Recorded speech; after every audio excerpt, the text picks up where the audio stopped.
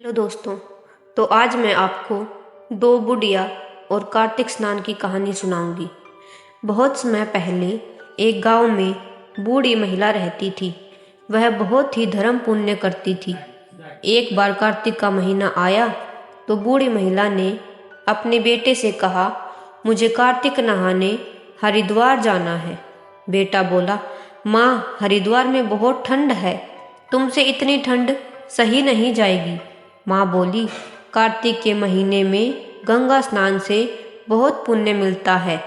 बेटे ने अपनी पत्नी से कहा, माँ के लिए रास्ते में खाने के लिए लड्डू और टिकला बना दो। बेटा माँ को लेकर हरिद्वार छोड़ आया और पास पड़ोस वालों को कहा कि मेरी माँ का ध्यान रखिएगा। वो बूढ़ी महिला रोज सुबह 4 बजे उठकर गंगा नहाती, तुलसी जी की पूजा करती, कहानी कथा करती, भजन कीर्तन करती। सारा दिन ऐसे ही नित नियम में बीत जाता। पता ही नहीं चला कब एक महीना पूरा होने को आया। अंतिम 4 दिन बचे थे कि एक रात किसी ने दरवाजा खटखटाया और बोला, माँ माँ दरवाजा खोलो। बुढ़िया ने पूछा, तू कौन है? उसने कहा, मेरा नाम सावन है।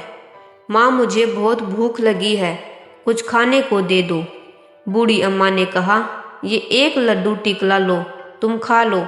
वह लड्डू टिकला खाकर जाने लगा। उसने झोपड़ी पर एक लात मारी तो उसका एक कोना सोने का हो गया। दूसरे दिन आया भादवा। बूढ़ी अम्मा ने पूछा, तू कौन है? मैं भादवा आया, बहुत सुहाया। इस महीने में भगवान जन्म आते हैं, सत्तू तीज आते हैं। वो भी बोला, माँ मुझे भूख लगी है। बूढ़ी अम्मा बोली, एक लड्डू टिकला तू भी खा जा।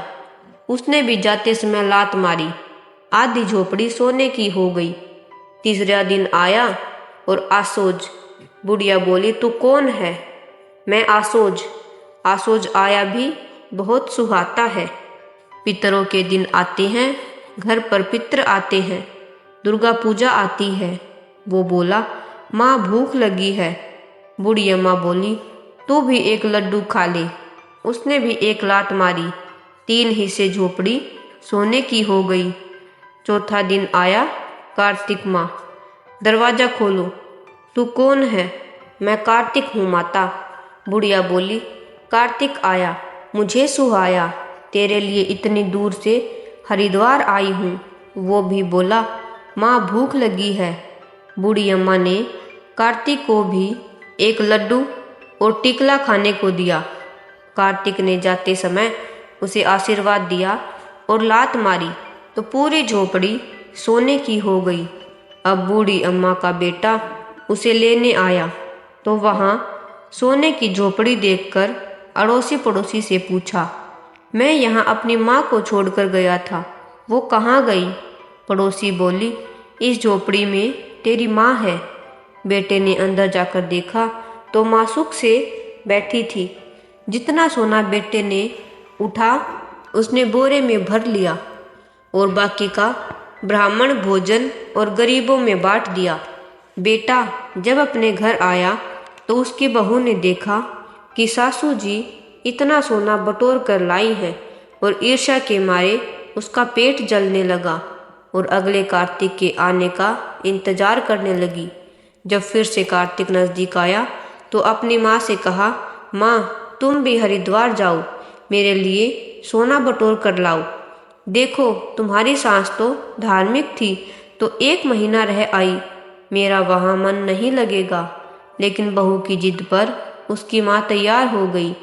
बहू ने बहुत ज़्यादा लड्डू टिकला बनाकर अपनी माँ को दिया और बोली, दिन भर खाती रहना और अंत में आने के समय धन की बोरी भर कर ले आना।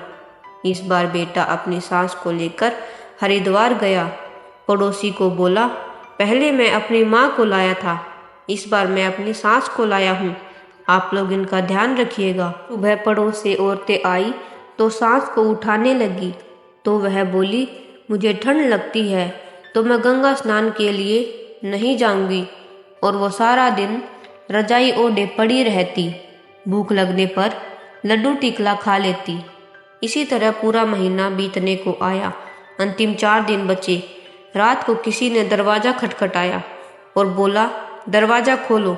बुढ़िया ने पूछा, तू कौन है? उसने कहा, मेरा नाम सावन है, मुझे भूख लगी है। सास बोली, यहाँ क्या रखा है, वापस जाओ।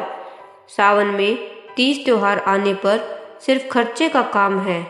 बाई बेटी को बुलाओ, सिंघाड़ा भेजो। सावन भूखा ही चला गया। एक लात झोपड़ी पर मार गया। झोपड़ी का एक कोना उड़ गया। अगले दिन आया भादुआ तो उसे भी भगा दिया। तीसरे दिन आया तो उसे भी भगा दिया। अब झोपड़ी का सिर्फ एक ही कोना बचा था। चौथे दिन कार्तिक आया। सास ने दरवाज़ा खोला और कहा, मुझे बहुत सारा धन दो, मैं धन के लिए ही इतने दूर ठंड में आई हूँ। कार्तिक ने देखा, ये बुढ़िया तो धन की भूखी है, नित नियम कुछ भी नहीं करती, सुबह देर तक सोती है। कार्तिक ने उसे श्राप दे दिया, जा तू गधी बन जा। अब सास गधी बन गई और जोर जोर से डकार मारने लगी। सवेरा उसका जमाई आया और देखा, जहाँ सास को छोड़कर गया वहाँ तो झोपड़ी थी ही नहीं।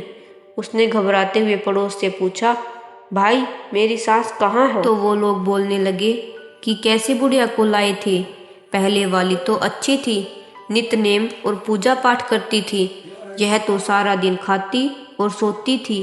कार्तिक भगवान के श्राप से वो गधी बन गई है और जोर जोर से डकार मार रही है। उसने अपनी सास को बोरे में भरा और गांव पहुंच गया। घर पर पहुंचा तो पत्नी ने सोचा, बोरे में धन है, मेरी माँ अभी आती होगी।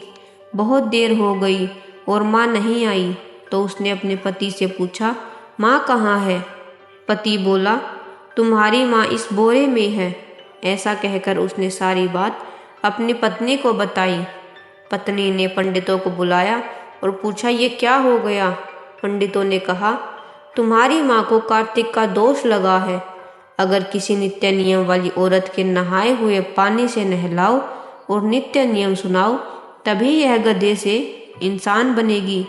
बहू ने अपनी सास से पूछा, क्या आप अपना नहाया हुआ पानी देंगी और नित्य नियम मेरी माँ को कराएंगी? सास ने कहा, मुझे क्या आपत्ति है, मेरा नहाया हुआ पानी तो नाली में जाता है, तुम अपनी माँ को नहला लो। अब बहू अपनी सास के नहाए पानी से अपनी माँ को नहलाती है और नित्य नियम कराती। 1 साल बाद जब कार्तिक की पूर्णिमा आई तो उसकी माँ गधी से इंसान में बदल गई। दोनों बूढ़ी महिलाओं को लेने स्वर्ग से विमान आया। देवलोक से पुष्पों की वर्षा होने लगी। वो दोनों एक साथ स्वर्ग चली गई।